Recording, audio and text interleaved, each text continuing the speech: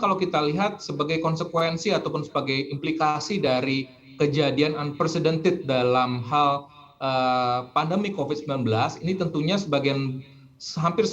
lebih dari 200 negara di dunia yang menghadapi pandemi secara bersamaan ini melakukan kebijakan yang extraordinary dalam hal pemberian stimulus, ya, khususnya dalam hal stimulus fiskal. Sehingga di sisi lainnya juga kita ketahui bersama bahwa dampak dari pandemi ini juga adalah aktivitas ekonomi cenderung menurun, ya, sehingga makanya penerimaan negara trennya menurun, ya, sehingga itu yang makanya menyebabkan ataupun mengimplikasikan bahwa defisit anggaran negara sebagai negara trennya meningkat dan akhirnya berimplikasi pada peningkatan utang.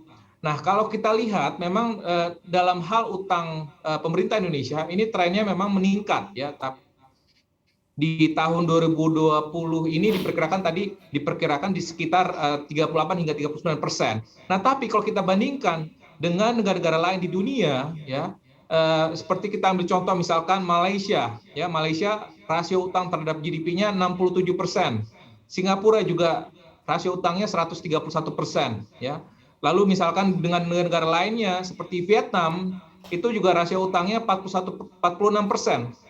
Jadi kalau kita bandingkan sebenarnya kondisi saat ini rasio utang Indonesia relatif masih manageable, ya, dan juga kalau kita lihat sebagian besar portfolio dari utang pemerintah kita itu adalah SBN dan juga adalah yang berdenominasi rupiah yang relatif memang dari dalam hal risiko ini relatif lebih kecil, ya, dan sehingga memang kalau kita lihat dalam hal fiskal sustainability-nya sendiri, ini juga kita harapkan ke depannya meskipun memang ada tantangan ataupun risiko dari peningkatan utang secara global dan juga termasuk juga utang pemerintah Indonesia sendiri, tapi kita melihat bahwa dalam hal manajemen utang sendiri, ya, kita melihat bahwa ada trennya terus membaik, saya pikir, ya, dengan tadi pengelolaan utang yang relatif membaik, manageable, dan ini juga terkonfirmasi dengan rating ataupun outlook rating dari surat utang pemerintah Indonesia yang masih stabil saat ini. Belum ada perubahan yang cukup signifikan, ya. Kalau kita lihat dengan negara-negara lain sudah mengalami penurunan outlook, bahkan sudah diturunkan ratingnya. Ini juga mengonfirmasi bahwa pengelolaan utang dari pemerintah Indonesia saya pikir masih baik, ya.